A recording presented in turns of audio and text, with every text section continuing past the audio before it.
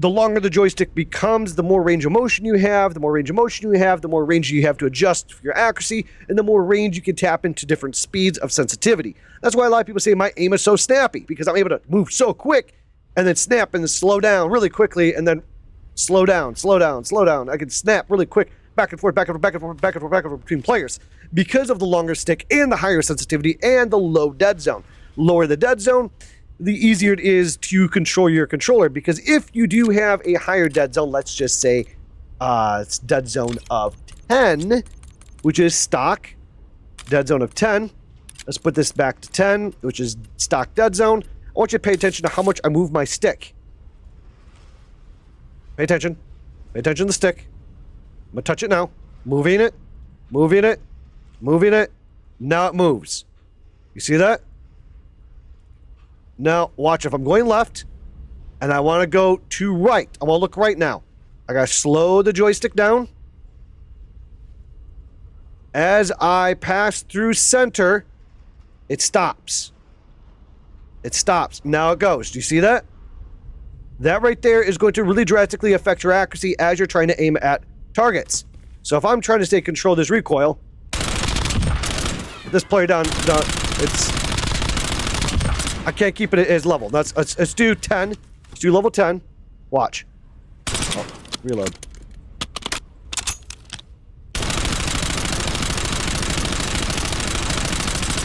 That's my grouping with level 10. Now imagine you're trying to control recoil and you're trying to track targets at the same time. You can see how my aim looks like it stops as I'm trying to aim with accuracy.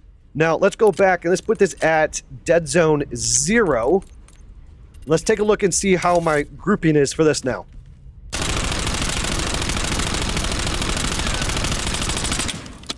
First try, one warm up. You can see I did a quick initial pull down at first. A lot better grouping. Let's do one more grouping here.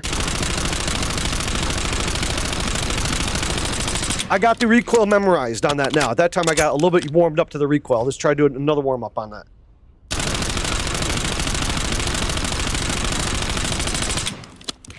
You can see the groupings on this is relatively pretty close after I warmed up, and you can see the initial grouping after I realized the grouping there. This is where I tried my absolute best with stock dead zones. You can see my grouping is a lot tighter on this gun than it is on this gun here. Now let's go back to level 10 again one more time, and let's see if I can even get a better grouping on level 10, if it's even possible. Now, let's try, see if I can do a better grouping right there.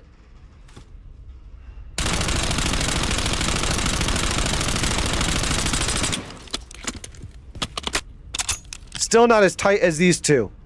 I did a little bit better on that one that third time. Let's do it one more time. Let's go all the way back here again. Let's see if I can get a better grouping on that again. Okay, I got it better that time. Pretty close to each other, but now I'm using absolute all my effort to try to get that grouping as close as I possibly can with level 10. Now imagine you're trying to group it, while at the same time, as you can see how I'm moving the stick here, nothing's really happening. As I'm trying to group while track a player at the same time. So you have to go left and you have to go down and go right. You're going passing through the circle. You're literally going in a circle as you're trying to group your shots. So I just can't imagine trying to group my shot while trying to track a player at the same time. And it's oh, look. As I'm trying to group it, I can't track and trace at the same time with such a large dead zone. But with a lower dead zone, I'm able to group while track at the same time a little bit easier. I was able to see how I hit the target that time.